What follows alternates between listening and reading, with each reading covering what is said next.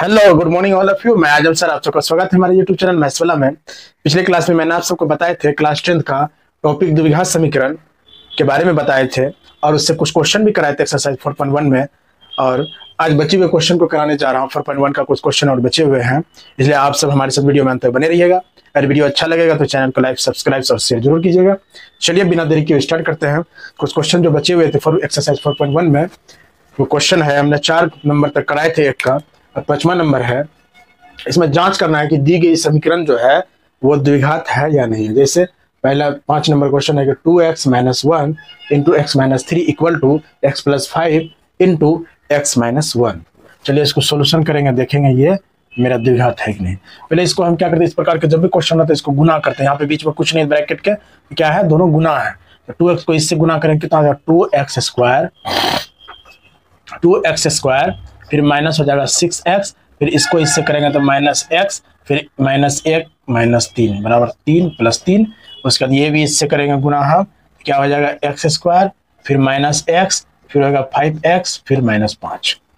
अब आप देखिए 2x² और इसको x² को ये साइड लाएंगे कितना हो जाएगा, 2x² - x², फिर यहाँ पे ये कितना हो जाएगा -7x, और यहाँ पे कितना है, ये जब घटेगा कितना बचेगा, 4x बचेगा, और प्लस में ये साइड लाएगा तो -4x, और प्लस यहाँ 3 है, और इसको जब हम ये साइड में लाएंगे तो -5 हो जाएगा, +5 बराबर 0। अब देखिए यहाँ पे क्या हुआ, x², और ये जब करेंगे तो -11x + 8 = 0। ये किस प्रकार के, किस रूप में है, तो यह है ax² + bx + c बराबर 0 के रूप में है। अतः कहेंगे दिया गया ये क्या है, समीकरण है, दिया गया समीकरण एक द्विघात समीकरण है। यही हो गया मेरा। अब ये सेकंड नंबर क्वेश्चन देखते हैं, इसका सॉल्यूशन देखिए करते हैं। ये क्या है, ये तो मेरा एक साइड में तो दिया हुआ है, क्या है कि x² + 3x + 1 बराबर, इसको देखिए x - 2 का होल स्क्वायर क्या होगा, a - b का होल स्क्वायर का फॉर्मूला क्या होगा, x² - 2ab, मतलब हो जाएगा 2ab प्लस b का स्क्वायर, यानी x² + 3x + 1। अब इसको देखिए ये हो जाएगा x², फिर यहाँ पे देखिए -4x + 4। अब ध्यान से देखिए, यहाँ x² यहाँ x² बराबर, ये इधर लागत क्या होगा, माइनस होगा, तो दोनों क्या हो जाएगा, कैंसिल हो जाएगा, खत्म। तब ये कितना है 3x, और इधर -3x इधर आएगा तो क्या हो जाएगा, प्लस हो जाएगा 7x, और ये है 1, और ये जब इधर आएगी तो -4, तो -3 बराबर 0। क्या ये है द्विघात में, तो नहीं है। क्या लिखेंगे, यह ax² + bx + c बराबर 0 के रूप में क्या है, नहीं है। क्यों नहीं है, बात को समझिए। यहाँ पे ये नहीं है, bx है, c भी है, लेकिन ax² नहीं है। अतः दिया गया समीकरण एक, क्या लिखेंगे, द्विघात समीकरण नहीं है।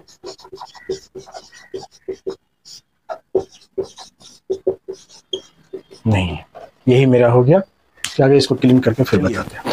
क्वेश्चन नंबर 7 है, x + 2 का whole cube equal to 2x into x² - 1 का चेक करना ये द्विघात समीकरण है या नहीं। सबसे पहले आप सॉल्यूशन में देखिए, आप ध्यान से। सॉल्यूशन में है भैया कि x + 2 का होल क्यूब, हम जानते हैं कि a + b का होल क्यूब बराबर होता है, फॉर्मूला होता है a³ प्लस क्या होता है 3a² b, यानी 3a यहाँ पे क्या x है, 3x², b यहाँ पे 2 है, प्लस 3ab² मतलब 2 का स्क्वायर, प्लस bq मतलब 2 का क्यूब इक्वल टू, इसको गुना कर दिए, 2 गुना x के यहाँ तो 2x³ चूँकि यहाँ x अंदर में स्क्वायर, x³ - 2x हो गया। अब देखिए ध्यान से, इसको एक बार हम सबको अच्छे से लिख देते हैं, x³ + 3 मतलब 6x² प्लस यहाँ पे देखिए 2 दूना 4 या 12x प्लस 2 का क्यूब मतलब 2 को 3 बार गुना करना है तो कितना हो जाएगा, 8 हो जाएगा, बराबर 2x³ - 2x। अब यहाँ पे देखिए ध्यान से आप, यहाँ पे x³ है, यहाँ पे x³ है, कितना है 2 है, जब ये साइड लाएंगे तो हो जाएगा मेरा -x³, फिर हो जाएगा ये मेरा कितना 6x², फिर यहाँ 12x² इधर आएगा तो कितना होगा प्लस हो जाएगा, तो 14x + 8 = 0। यदि क्या है स्क्वायर के रूप में यहाँ क्यों आ रहा है, यह है ax² + bx + c = 0 के रूप में क्या लिखेंगे, नहीं है, क्या है, नहीं है। अतः या इसलिए दिया गया समीकरण एक द्विघात समीकरण क्या है, नहीं होगा, चूंकि यहाँ x³ है जबकि होना चाहिए स्क्वायर में। अगला देखिए, यहाँ क्या है x³ - 4x² - x + 1, जो दिया तो उसको लिख दिया बराबर। अब a - b का होल क्यूब फार्मूला होता है a³ मतलब a यहाँ पे x है, a³ - 3a² b + 3ab² मतलब 2 का स्क्वायर, और माइनस होता है a³ मतलब 2 का क्यूब। चलिए एक लाइन लिखते हैं, सब क्लियर हो जाएगा। x³ - 4x² - x + 1। अब इसको देखिए, लिखिए x³ यहाँ पे कितना हो जाएगा 6x², फिर इधर हो जाएगा +12x - 8। अब देखिए यहाँ x³, यहाँ x³, जब ये साइड लगे तो माइनस होगा तो क्या हो जाएगा, कैंसिल। फिर यहाँ पे -x², यहाँ पे क्या है -6x², ये साइड लगे प्लस में होगा तो क्या बचेगा 2x²। फिर यहाँ पे -x है, यहाँ पे ये प्लस में है तो इधर आएगा तो माइनस हो जाएगा 13x। फिर यहाँ पे +1 है, ये जब 8 इधर लगेगा तो क्या हो जाएगा +8 मतलब 9 = 0। तो यह क्या है, यह है x² + bx + c = 0 के रूप में है। अतः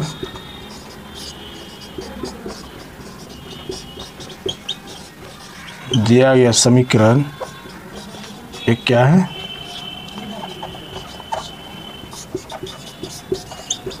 दिया गया समीकरण एक द्विघात समीकरण है। दिया गया समीकरण क्या है, एक द्विघात समीकरण है। ये नहीं था, वो हो गया द्विघात। यहाँ पे ये क्वेश्चन समाप्त होती है, उसके बाद कुछ क्वेश्चन और बच्चे उसको कराते हैं क्लियर करके। क्वेश्चन नंबर 2 का 1 नंबर है, क्वेश्चन है, इनके ध्यान से पढ़ देखिएगा, ध्यान दीजिएगा, समझ में आ जाएगा। एक आयताकार भूखंड का क्षेत्रफल है, कैसा आयताकार है जिसका है 528 मीटर स्क्वायर। कहता है कि क्षेत्र की लंबाई जो है, इस भूखंड आयताकार की लंबाई जो है चौड़ाई के 2 गुने से 1 अधिक है। यानी कि अगर चौड़ाई 2 है तो लंबाई इसका होगा 2 गुना का 1 अधिक, मतलब 2 दूनी 4 + 1 5 मीटर होगी, मीटर में है। हमें भूखंड की लंबाई और चौड़ाई ज्ञात करना है। ठीक है, सबसे पहले आयत बना लेते हैं। कहता आयताकार, तो आयत बनाते हैं भैया। ये क्या हुआ मेरा, एक आयत हुआ। इसका क्षेत्रफल का दिया हुआ है आपका 528 मीटर स्क्वायर। तो मान लिया इसका चौड़ाई अगर x मीटर है तो लंबाई क्या हो जाएगा, चौड़ाई का 2 गुने का 1 अधिक, यानी कि लंबाई इसका हो जाएगा 2 गुना का 1 अधिक, यही मीटर। चलिए सॉल्यूशन करने की कोशिश करते हैं, समझाएंगे। पहले लिखेंगे माना कि भूखंड की चौड़ाई x मीटर है, x मीटर है, तब इसकी लंबाई कितना हो जाएगा 2x + 1 मीटर होगी। अब ध्यान से देखिए, हम क्या बोले कि लंबाई चौड़ाई के 2 गुने 2 से गुना किए + 1 अधिक मतलब +1, और इस भूखंड की क्षेत्रफल बराबर 528 मीटर स्क्वायर है। यह आपका दिया हुआ है। अब देखिए, तब अब भूखंड की क्षेत्रफल बराबर क्या होता है फॉर्मूला, आयताकार भूखंड की क्षेत्रफल, आयताकार लिख दें क्या, आयताकार भूखंड की क्षेत्रफल बराबर होती है लंबाई गुना चौड़ाई, ये ना होता है फॉर्मूला। अब भूखंड का क्षेत्रफल कितना दिया होता है 528 मीटर, लंबाई कितना है इसका, ये है 2x + 1, चौड़ाई x।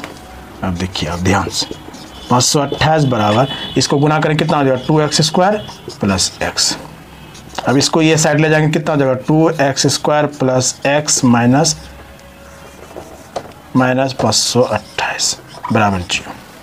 अब हम जानते हैं ये क्या है, द्विघात समीकरण। हम जानते हैं कि इसको x को इस प्रकार तोड़ना है कि जोड़ने के बाद वही x आ जाए और गुना करने के बाद वो संख्या का पहला और तीसरी संख्या गुणनफल के बराबर। पहला और तीसरी संख्या गुणनफल अगर करेंगे हम तो कितना हो जाएगा माइनस 8 दूनी 16 1000, देखिए यहाँ पे 1056 x² माइनस में, तो हम क्या करते हैं माइनस x² को रहने देते हैं, 1056 को हम ब्रेक करते हैं। तो 2 से करेंगे तो आ जाएगा वही 528, फिर 2 से करेंगे तो कितना आएगा, आप ध्यान से देखिए, हो जाएगा 264, फिर 2 से करेंगे तो 132, फिर 2 से करेंगे तो हो जाएगा आपका ये 6 दूनी 12, 6 दूनी 12 66, फिर 2 से करेंगे तो 33। अब देखिए आप ध्यान से, 2 दूनी 4 दूना 8 दूना 16 दूना 32, यानी 2x² plus 33x minus 32x minus 528 बराबर 0। देखिए हम क्या बोले, ये दोनों जब जोड़ेंगे तो x आया और जब गुना करेंगे तो मेरा कितना आएगा माइनस 1056 x², चूँकि उसी को तो तोड़े हैं तो जब गुना करेंगे तो वो तो आएगा ही, सिंपल है। अब देखिए यहाँ पे आप ध्यान से, इसको हम ऐसा करते हैं कि इसको कॉमन लेने के लिए हम इस प्रकार लिख देते हैं इसको कि minus 32x plus 33x minus, कोई फ़र्क नहीं पड़ेगा, लेकिन यहाँ पे कॉमन हमको आ जाएगा 2x कॉमन लेंगे, यहाँ क्या बचेगा x बचेगा और यहाँ पे क्या बचेगा माइनस 16 बचेगी, 16 बचेगी, इसलिए कि इससे जब गुना करेंगे तो 32 और यहाँ पे x रह जाएगा प्लस। अब यहाँ पे हम ऐसा कॉमन लेंगे जो मेरा ये आना चाहिए, तो हम यहाँ पे 33 कॉमन लेंगे, 33 लेंगे तो x माइनस 16 यहाँ पे भी आएगा। हम जानते हैं कि बीच वाला जो होता है ये दोनों सेम आना चाहिए। चलिए इसको इधर करते हैं ये साइड में, तो अब क्या बचा मेरे पास कि 2x प्लस 33 एक कॉमन हो जाएगा, गुना हो जाएगा x माइनस 16 बराबर 0। अब देखिए एक बार हम इसको करेंगे 2x प्लस 33 बराबर 0, फिर एक बार करेंगे x माइनस 16 बराबर 0। ये जब करेंगे तो ये क्या आ जाएगा, इसको इधर लाएंगे क्या हो जाएगा, प्लस है तो माइनस 33, अब गुना है तो ये भाग लगेगा इतना और ये x बराबर 16, ये क्या है मीटर में। अब आप जानते हैं ये निगेटिव लंबाई कभी चौड़ाई निगेटिव में तो हो नहीं सकता है, ये तो होगा ना, इसका मतलब ये हो जाएगा। इससे हमको क्या पता चला, इससे यही पता चला हमें कि इस आयताकार भूखंड का जो है, इस आयताकार भूखंड का लंबाई जो मुझे हुआ, चौड़ाई जो पता चला भूखंड की, लिख देते हैं कि भूखंड की चौड़ाई मेरे x बराबर 16 मीटर और लंबाई मुझे क्या आया 2x प्लस 1 बराबर 2 गुना 16 प्लस 1 33 मीटर। यही मेरा क्या हुआ आंसर हुआ। आई थिंक आपको समझ में आया होगा, इसके आगे फिर बताओ। दूसरा नंबर क्वेश्चन कहता है कि दो क्रमागत धनात्मक पूर्णांकों का गुणनफल मतलब गुना क्या है 306 है, तो हमें पूर्णांक ज्ञात करना। समझिए आपको पूर्णांक तो हमें जान ही रहे हैं, पूर्णांक किसको कहते हैं, तो पूर्ण संख्या जो होती है उसमें जब निगेटिव लगा देते हैं ऋणात्मक तो वो क्या हो जाता है, यानी 0 प्लस माइनस 1 प्लस माइनस 2 पूर्णांक होती है। यहाँ पे कह रहा है धनात्मक होना चाहिए, धनात्मक मतलब पूर्ण संख्या हो जाएगी, ऋणात्मक खत्म हो जाएगी। और क्रमागत मतलब होता है एक के बाद जस्ट, जैसे एक के बाद क्या होता है 2, तो ये क्या हुआ क्रमागत हुआ, 5 के बाद 6 तो वो क्या हुआ क्रमागत हुआ। तो यही यहाँ पे कह रहा है कि पूर्णांक क्रमागत। तो चलिए सोल्यूशन करने की समझने की कोशिश करते लिखेंगे। माना कि पहली कैसा आता धनात्मक, माना कि पहली धनात्मक पूर्णांक x है, तब दूसरी धनात्मक पूर्णांक बराबर x प्लस 1 होगी। यहाँ तक कोई दिक्कत नहीं होना चाहिए, चूँकि उसके जस्ट बाद एक x माने दूसरा क्या हो x प्लस 1। अब देखिए यहाँ पे प्रश्नानुसार जो कहा है उसको कर दीजिए। कहा दोनों धनात्मक पूर्णांक का गुणनफल 306 है, यानी x गुना x प्लस 1 बराबर 306। इसको गुना करेंगे तो x गुना x स्क्वायर प्लस x बराबर 306। एक लाइन और लिखें तो x square plus x minus 306 बराबर 0। काम यहाँ पे ख़त्म हो गया। अब इसको सोल्यूशन कर दीजिए। जैसे करते हैं तो x को तोड़ना है तो क्या करेंगे 306 को आप एलसीएम तोड़िए, 2 से करेंगे तो 2 एकम 2, क्या हो जाएगा यहाँ पे 5 3,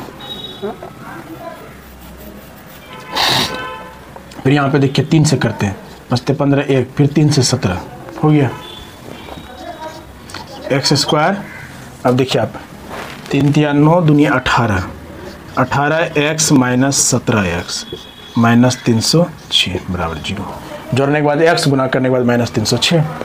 अब देखिए यहाँ पे कॉमन क्या है, ये दोनों में कॉमन, ये दोनों में x कॉमन है तो x प्लस 18 आया, और इसमें कॉमन क्या हो जाएगा, इसमें हम 17 माइनस कॉमन लेंगे तो x प्लस 18 यहाँ पे भी आ जाएगा।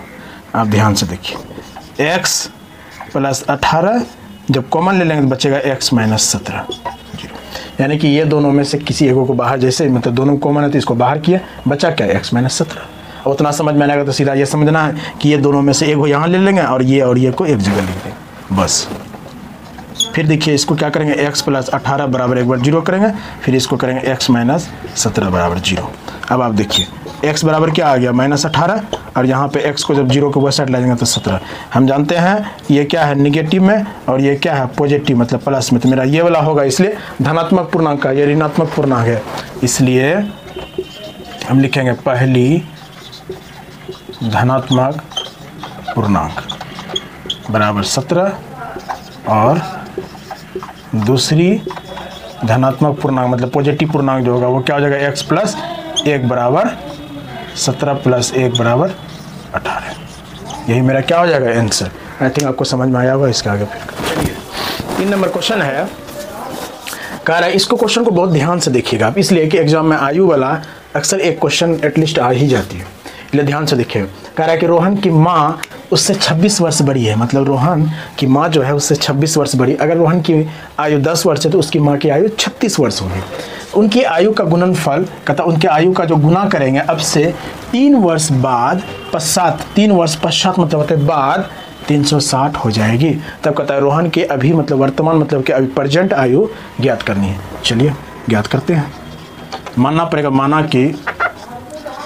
कि रोहन की वर्तमान आयु, माना कि रोहन की वर्तमान आयु x वर्ष है, x वर्ष, पेन चेंज कर देते हैं, क्या x वर्ष है, तब उसकी माँ की वर्तमान आयु क्या हो जाएगा, तब उसकी माँ की जो वर्तमान आयु होगी क्या करें 26 वर्ष बड़ी है रोहन से, यानी x प्लस 26 वर्ष। यहाँ तक तो कोई दिक्कत नहीं होना चाहिए। कहता है अब से 3 वर्ष पश्चात मतलब बाद 3 वर्ष पश्चात रोहन की आयु, देखिए एकदम ध्यान से, अगर अभी रोहन की आयु 5 वर्ष हो रहा है तो 3 वर्ष बाद कितना हो जाएगा 8 वर्ष, सिंपल है। तो यहाँ उस टाइम क्या था, प्रेजेंट में क्या x है तो 3 वर्ष बाद क्या हो जाएगा x प्लस 3 वर्ष, और 3 वर्ष पश्चात उसकी माँ की आयु। अब बात समझिए, 3 वर्ष पश्चात चूंकि आयु जो बढ़ेगा तो ऐसा नहीं सिर्फ रोहन का बढ़ेगा, 3 वर्ष बाद तो जितने भी आदमी उसकी माँ की भी आयु बढ़ेगी, तो 3 वर्ष बाद उसकी माँ की आयु क्या हो जाएगा x प्लस 26 तो पहले से था और 3 वर्ष इसमें ऐड हो जाएगा तो बराबर हो जाएगा x प्लस 29 वर्ष। अब देखिए कह रहा है अब से 3 वर्ष पश्चात उनके आयु का गुणनफल 360 हो जाएगा प्रश्नानुसार। अब प्रश्नानुसार हो जाएगा x प्लस 3 गुना x प्लस 29 बराबर 360। अब इसको गुना कर लेना, हल कर लेना, सिंपल है, कर देते हैं, वैसे कर सकते हैं। x को इसके गुना करेंगे तो x square plus 29x plus 3x plus हो जाएगा 9 × 27 यानी 87 बराबर 360। अब अगला लाइन देखिए आप ध्यान से, एक्स स्क्वायर प्लस इसको जोड़ेंगे कितना हो जाएगा 32 यानी 32x, इसको ये साइड लाएंगे तो 87 माइनस 360 बराबर 0। अब देखिए इसको एक्स स्क्वायर प्लस 32x, अब यहाँ पे देखिए माइनस वाला बड़ा है, माइनस चिन्ह लग जाएगा, इसको घटाना कितना हो जाएगा 3, यहाँ पे क्या बचा 5 7 2 यानी 273। अब इसको 32 को इस प्रकार तोड़ना है कि जोड़ने के बाद 32 आ जाए। 273 को सबसे पहले आप कोशिश कीजिए इसको ब्रेक करने के लिए, 3 से करेंगे कितना जो है 9 या 27 1, फिर 3 से करेंगे तो हो जाएगा, फिर 7 से कीजिए 13 7 91। अब इसको लिखिए आप, एक्स स्क्वायर प्लस हो जाएगा मेरा 7 या 21 एक्स और माइनस प्लस ना हो जाएगा 13 एक्स, दोनों जोड़ें तो कितना होगा, ओके 32 पूर्णा चाहिए ना, इससे नहीं होगा, सॉरी